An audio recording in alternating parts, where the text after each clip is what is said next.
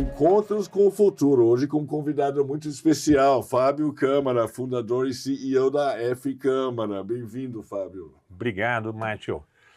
O Encontros com o Futuro é uma iniciativa que aproxima o setor privado da academia. Conta com o apoio da Prime, que é o braço de universidades da ONU, do Pacto Global, da ESPM, das Eurocâmaras, da PwC, do Conselho Regional de Administração de São Paulo e da ABERJ. Eu sou Matthew Schurtz, diretor do World Observatory. Fábio, o que faz a F Câmara? Matthew, a forma mais fácil de explicar, e se tornou mais fácil agora por causa da inteligência artificial, é que nós somos uma consultoria tech, né, um DNA de tecnologia muito forte, mas que adora fazer transformação digital. Então, todos os projetos que a gente pega, eles vão trazer de alguma sorte uma nova receita digital para a companhia, um novo modelo de negócio que eles não tinham pensado antes, e transformações desse tipo. Sei. Então, você é uma consultoria, eu te procuro para quê? Se eu sou uma empresa, digamos, que tipo de empresa eu te procuro? Vamos pensar no seguinte cenário. Você tem a sua indústria, ou você tem uma empresa de varejo, e você está muito bem estabelecido no mundo físico, no mundo real. Tenho a minha distribuição, eu tenho aqui a confecção dos meus produtos, eu tenho aqui o meu marketing para vender os produtos, mas eu não me sinto exatamente pronto, ou não me sinto ainda ativo nas redes digitais. Tá. Eu não sei vender online, por algum motivo eu não aprendi como é que isso funciona. Esse é um assunto ótimo para a gente tocar junto. E o que você fala para esses clientes? Primeiro, a experimentação, tá? Não existe uma receita de bolo que vai fazer o caminho correto. Sim. Existe sim, poxa, para determinado tipo de cliente, aí você vai determinar qual é a classe do seu cliente, como é que ele interage só com o celular ou interage com outros meios digitais, como é que a gente chega até ele, cria-se um canal, que é um canal que efetivamente alcança uma audiência qualificada, estabelece-se quem é a autoridade para mandar essa mensagem no canal para essa audiência e aí a gente começa a trabalhar as técnicas de conversão de vendas. Certo. E quais são essas técnicas de conversão?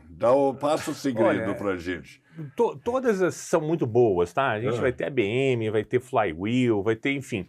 Eu gosto muito de trazer a inteligência artificial para o centro desse pensamento, porque agora nós podemos experimentar muito rápido. O que antes, né, fazer testes A/Bs eram semanas, meses, estruturando, criando público e fazendo os testes, hoje a gente pode trazer isso para 4 horas. Como Então, assim? Conta pra gente como funciona isso. Mesmo...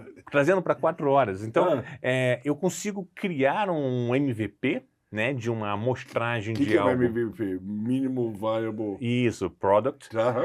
Eu consigo criar esse MVP para uma amostragem de exposição de mercado, eu consigo colocar isso em um canal muito rapidamente, eu consigo simular pessoas virtuais acessando e navegando por essa jornada e eu consigo chegar a alguma conclusão dessa experiência, mesmo não tendo tantas pessoas reais, mas tendo ali uma robotização dessa experiência para que a gente simule todos os caminhos que a jornada pode proporcionar para um cliente real no final.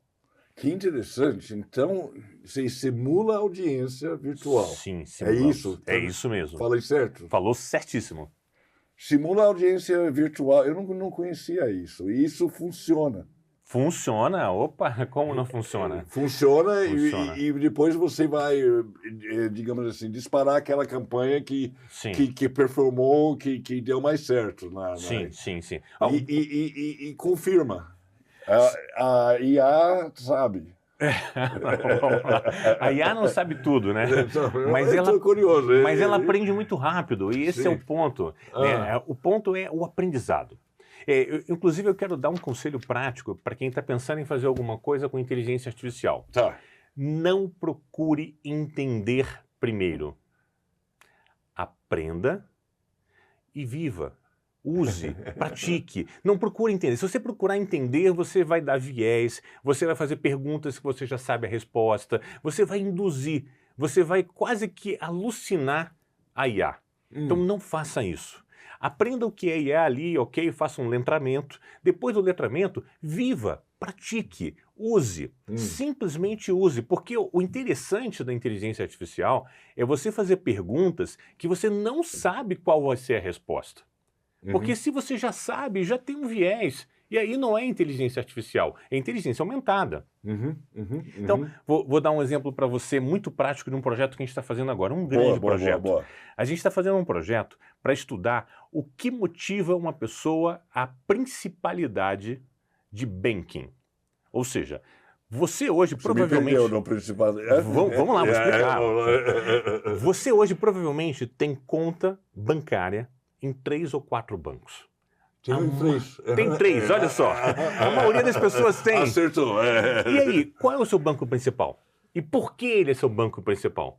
Então nós estamos fazendo todo um estudo, simulações, experimentações. Como é que eu trago você para o banco que está me contratando para ser o seu banco principal de banking? Sei. O banco que está te contratando é um dos meus 3. Exatamente. Sei. E ele já entendeu, tá, que não dá mais para ficar nesse jogo de rouba-monte. Você não vai sair dos 3 bancos que você está. Então você vai ter um pouquinho outro. Então, se eu não sou capaz de fazer você desistir da outra instituição financeira que você usa, eu quero ser capaz de influenciar para que você me coloque como seu principal banco. E se você coloca as suas contas comigo, se você coloca a sua experiência de saque comigo, provavelmente eu sou o primeiro que vai transitar o seu dinheiro. E depois você vai pensar em como distribuir para outros, se for o caso. Então, é essa a guerra agora. A guerra que os bancos estão fazendo. E nós estamos trabalhando para ajudar um grande banco tradicional nessa guerra. Sei. E como é que entra IA nisso? Em tudo. Como é que eu simulo a navegação da minha app? Como é que eu faço uma app mais dinâmica? Ou seja, qual é o público-alvo que eu quero atingir? Então, se é um público-alvo classe A, de meia idade para cima, né, acima ali de 45 anos... Eu não, classe A não, classe B, provavelmente. Ele interage com a app de uma forma, ele está muito mais preocupado com segurança, ele está muito mais preocupado de não pegarem ele, sequestrarem ele, fazer alguma coisa errada. Então, assim, tudo isso é o que a gente vai experimentando os cenários conforme jornadas, com hiperpersonalização. Então, o que a IA traz que é fantástico? Eu consigo fazer uma aplicação exclusiva para o Matthew. O Matthew se sente exclusivo na experiência de navegação e uso de uma aplicação. E isso é marketing, então? Também, né?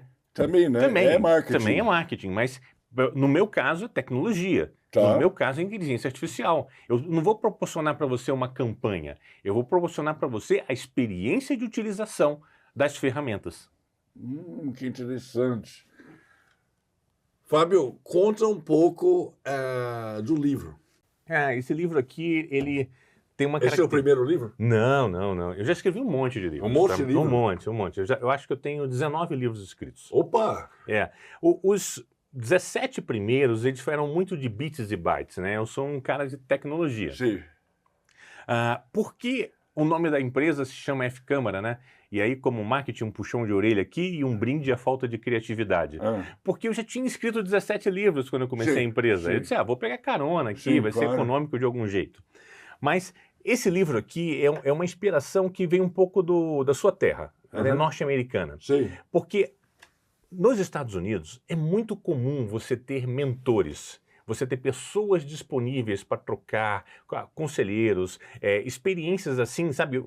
Eu fui em 2003, olha quanto tempo atrás, eu fui em 2003 num evento em São Francisco, e era um evento de startups e tal. Eu não era exatamente uma startup, mas eu pedi para ter uma mentoria. E aí o cara fez uma breve anamnese ali, algumas perguntas do que eu planejava, o que eu sonhava e tal, qual era o produto, e trouxe para mim um senhor assim super experiente, que me deu uma série de conselhos. E aquilo foi muito rico, foi muito válido para mim. E eu fiquei me questionando, por que não temos isso no Brasil? Por que o empreendedor, o empresário brasileiro é tão solitário? Por que ele não consegue dividir? Por que ele não tem essa estrutura de conselho, essa estrutura de mentoria, mas uma estrutura real, uma estrutura de pessoas que fazem, né? Não influenciadores que não fizeram. Então, é importante essa instrução do modelo cognitivo. primeiro aprende, depois faz, pratica, vive, depois entende e só depois disso você ensina. Então tem que tomar cuidado para você não pegar uma pessoa que aprendeu e quer ensinar sem passar por essa, vamos chamar assim, por essa fase histórica que é importante passar. E aí o livro é uma provocação sobre isso, sobre tudo aquilo que eu fui aprendendo com pessoas contratadas, com pessoas inusitadas, com coisas que foram práticas no modelo administrativo, no modelo econômico, no modelo de marketing que eu coloquei dentro da nossa companhia. Então, não é uma biografia, é um livro prático para ensinar as pessoas como é que é empreender com esses toques. O livro é seu. Muito obrigado, viu? Depois eu vou pedir para você assinar, mas não agora, depois da entrevista. O Fábio, conta pra gente um pouco da sua carreira. Como que você chegou nisso? Quando fundou a empresa? Trabalhou em lugares antes? Naturalmente trabalhei em vários lugares. A minha idade já declara um pouco sobre isso. Mas eu acho que o mais importante aqui, né, é a gente entender a construção de uma jornada baseada em não tenho todas as possibilidades, não tenho todas as oportunidades, mas eu sou brasileiro, eu não desisto nunca. E a gente continua nessa toada. Então, eu nasci numa família muito desorganizada, muito pobre, sem pai, criados apenas pela mãe, e todas as confusões assim que são típicas de famílias brasileiras, né, de classe baixa, talvez não naturalmente famílias norte-americanas são assim. E dentro dessa falta, né, de oportunidades, eu fui criando ali as minhas aptidões de me comunicar melhor, de aprender a vender, de gostar de estudar, que ninguém ensinava ninguém a estudar, né? De aprender a escutar também, que ninguém aprende a escutar, não existe nenhuma faculdade que ensina as pessoas a escutar. E nessa construção, eu fui chegando em oportunidades e foram curiosas. Eu fui trabalhar numa estatal, que era uma estatal de telecomunicações, no Nordeste do Brasil. A Telebahia. Você é de onde? Eu sou carioca. Tá. Eu nasci no Espírito Santo, mas com 1 ano de idade já fui criado no Rio de Janeiro até os 22. E você está em São Paulo agora? Estou em São Paulo há 22 anos. Tá bom. Okay. Tá? E o que aconteceu? Chegando nessa estatal, eu era muito especialista numa ferramenta. E as pessoas me entrevistaram, as pessoas fizeram testes práticos, me disseram, olha, você é a pessoa ideal para trabalhar com a gente, uma tecnologia de ponta, você gosta disso, você está contratado. Me apresenta qual é o seu canudo. Como assim canudo? Não, eu não tenho nível superior. Mas como você não tem nível superior? Eu não tive condições de pagar ainda, eu estou construindo a minha carreira. Ah, tá bom, peraí. Aí foram, tal, não sei o quê, 2 dias depois eles me ligaram. Olha, eu tenho uma notícia boa e uma ruim. Tá bom, começa pela ruim. Né, a ruim é que você não pode ser contratado como funcionário, você vai ser contratado como consultor. E disse, não me parece tão ruim. E qual é a boa? A boa é que você vai ganhar mais. Poxa, então foi só boa.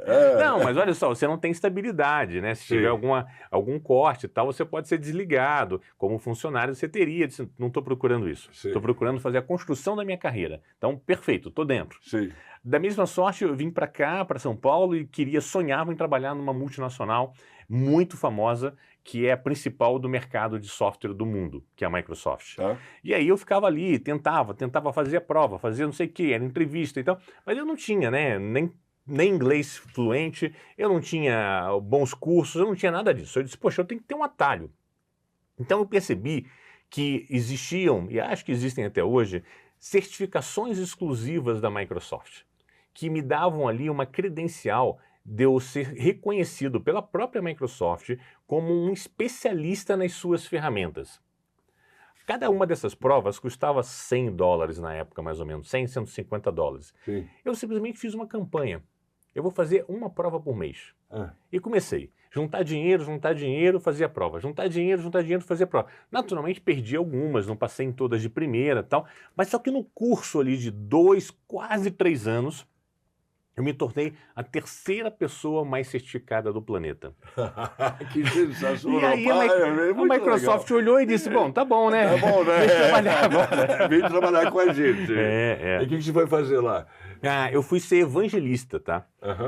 Eu era trabalhava num departamento chamado DPE, Departamento de Plataforma e Evangelismo, e metade do meu salário era pago pelo pessoal de produto, porque eu tinha que falar bem dos produtos da Microsoft, principalmente dos produtos de desenvolvimento. A outra metade do meu salário era pago pelo pessoal do suporte, porque eu difundindo informações, escrevendo, fazendo palestras, as pessoas entendiam e não ligavam para o suporte. Sim. Isso liberava o suporte e ali tinha dinheiro na mesa. Sim. Então, eu aprendi muito rápido qual era a regra do jogo para me desenvolver dentro da companhia e fui fazendo o meu trabalho. Só que aí aconteceu uma coisa muito inusitada. Eu tive uma gravidez não exatamente planejada, né, com uma pessoa que era minha namorada na época. Começamos ali a todas as responsabilidades e no percurso dos primeiros 2, 3 anos, nós descobrimos que meu filho tinha um problema. E como todo pai que ama o filho, e primeiro filho então, e tal, eu fiquei desesperado para curá-lo, desesperado. Eu comecei a procurar médico A, procura médico B, procura pajé, procura curandeiro, procura o que tiver. E fiquei endividado, muito endividado. Com base na responsabilidade de honrar as dívidas que eu estava me metendo e como é que eu ia sair daquilo, eu meio que comecei a fazer algumas coisas por fora. Né? Eu dava aula à noite, eu dava pequenas consultorias no final de semana e assim foi nascendo a F-Câmara. Era uma forma de eu conseguir uma renda extra para que eu conseguisse pagar aquelas dívidas, porque eu não podia simplesmente chegar para o meu chefe e dizer, olha, me dá um aumento porque eu estou com um filho doente e preciso curá-lo. Não faz sentido, ainda mais numa empresa, né, que eu era tão distante de um corpo de comando, nem conhecia o Bill Gates. Chegou um momento na história que eu comecei a perceber que eu estava ganhando mais grana e mais oportunidades por fora do que por dentro. Sim. E aí eu comecei aquela crise, né? Poxa, e aí? Né? Saio ou não saio? Vou ou não vou? Até o dia que eu falei, agora eu vou. Agora está na hora de começar a companhia de fato. E seu filho está bem? Meu filho está bem, ele é autista. Graças a Deus. Ele é autismo, né? Então não tem exatamente ali o que fazer para curá-lo. Né? Eu tive que elaborar ali umas certas consciências sobre o caso dele, mas ele está ótimo hoje, super desenvolvido e a gente investe bastante nele ainda. Que legal. Conta dos seus livros. Você tem 19 livros, é isso? 19 livros, eu perco as contas de vez em quando. Sim. Mas muitos desses livros foram produzidos na época que eu estava na Microsoft, porque eram que me credenciavam, né, para ser esse divulgador de produtos, esse agente que evita que as pessoas telefonem para o suporte. Então, são livros que tratam como você usar ferramentas Microsoft, usar linguagens de desenvolvimento dentro das ferramentas Microsoft. Sim. Eu acho que o primeiro livro assim mais romance, né, é esse, porque esse livro ele é uma paixão. Ele vem de um modelo completamente indutivo, tá? Aquele processo cognitivo, dedutivo, indutivo. Na dedução, você pega ali os particulares e associa uma teoria existente. Na indução, você pega os particulares e você formula uma nova hipótese. Então, esse livro é uma nova hipótese total. Eu não fiz pesquisa para escrever. Eu escrevi em flow. Eu acordava 5 horas da manhã, tranquilamente, sem despertador. Naturalmente, eu não tinha bebido vinho no dia anterior, sabe? Eu estava bem, tinha dormido legal, mas acordava em flow. Ia para o meu escritório de casa, começava a digitar e o texto ia saindo, os assuntos iam se complementando. E aí, quando eu vi, o livro estava pronto e eu tinha que mandar para uma editora. E a editora que veio assim, disse, cara, coloca alguma referência, vai, de onde você tirou essas ideias, porque não dá para fazer um livro sem nenhuma referência. Então, as pesquisas foram feitas pós-livro. Sim. No momento da confecção, não. Sim. E já vendeu 5.800 exemplares, é isso? Sim, a avaliação tá legal. Assim, hoje o mercado é muito pulverizado, né? Você tem uma centralização ali na Amazon, que vende bem, e aí você vai ter livrarias físicas, livrarias virtuais, que também fazem essa distribuição, mas a gente já imprimiu cerca de 7.000 livros, e aí pelo controle do nosso estoque, a gente presume que já vendeu 5.800. Ô, Fábio, que dicas você daria para quem está estudando hoje na faculdade? Olha, as pessoas estão muito preparadas, tá? As faculdades estão no melhor nível assim que eu já vi, de atualização tecnológica, de conexão com o mercado, de parceria com o mercado. Só que você precisa, mais uma vez, vamos pensar nessas fases da história, dessa construção, dessa inteligência profissional, desse modelo cognitivo. Você precisa, depois de aprender, praticar, usar. Então, eu quero recuperar uma coisa que se perdeu na pandemia. Já estava ficando mais fraco e na pandemia praticamente enfraqueceu, que é o estágio. O estágio é muito importante para todos os alunos, porque é ali que vai proporcionar a vivência prática. É ali que você vai entender de fato aquilo que o professor acabou de ensinar. Porque se você não usa aquilo que você acabou de aprender, você não entende. E se você não entende, depois esvazia, sai da memória, vira um conhecimento no vazio. Então, é importante, né, todas as empresas e todas as universidades voltarem a se conectar e estimularem o estágio.